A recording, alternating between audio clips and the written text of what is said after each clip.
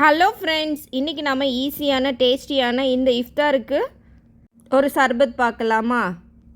1/2 litre பால் காய வச்சு இந்த மாதிரி ஆற வச்சு எடுத்து வச்சுருக்கேன். இப்போ இதை ஒரு பவுலில் சேர்த்துக்கலாம்.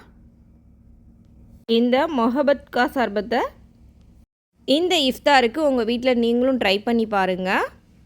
இப்போ இது கூடவே 1/2 ஸ்பூன் அளவுக்கு ரோஸ் சிரப் சேர்த்துருக்கேன். உங்களுக்கு எந்த அளவுக்கு கலர் டேஸ்ட்டு தேவையோ அதுக்கு தகுந்த மாதிரி சேர்த்துக்கோங்க. சேர்த்துட்டு நல்லா நம்ம மிக்ஸ் பண்ணி விட்டுக்கலாம். 2 ஸ்பூன் சப்ஜா சீட்ஸை ஊற வச்சு எடுத்து வச்சுருக்கேன், அதையும் சேர்த்துக்கலாம். சேர்த்துட்டு நல்லா மிக்ஸ் பண்ணிக்கோங்க. சம்மர் டைமில் இந்த சர்பத்தை செஞ்சு சாப்பிடுங்க, பாடி ரொம்ப கூலாக இருக்கும். இப்போ இது கூடவே 2 ஸ்பூன் அளவுக்கு பாதாம் பிசின் சேர்த்துக்கலாம். நல்லா மிக்ஸ் பண்ணி விட்டுக்கோங்க. இப்போ எந்த அளவுக்கு சில்னஸ் தேவையோ அதுக்கு தகுந்த மாதிரி ஐஸ் க்யூப் சேர்த்துக்கலாம். இப்போ உங்களுக்கு எந்த அளவுக்கு சுகர் தேவையோ அதுக்கு தகுந்த மாதிரி ஸ்வீட்காக இப்போ நம்ம சுகர் சேர்த்துக்கலாம். நீங்கள் கண்டன்ஸ் மில்க் இருந்தால் அதை கூட சேர்த்துக்கலாம். வாட்டர் மெலனை இந்த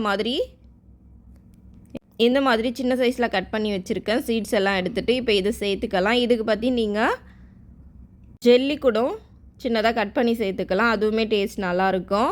எல்லாத்தையும் சேர்த்துட்டு இந்த மாதிரி நல்லா மிக்ஸ் பண்ணி விட்டுக்கோங்க. அவ்வளோதான், ரெஃப்ரெஷிங்கான மொஹபத் கா சர்பத் ரெடி ஆகிடுச்சு.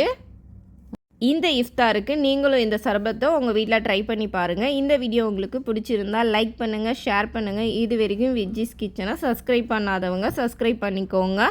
பக்கத்தில் இருக்கிற பெல் ஐக்கானையும் கிளிக் பண்ணிக்கோங்க. தேங்க்யூ.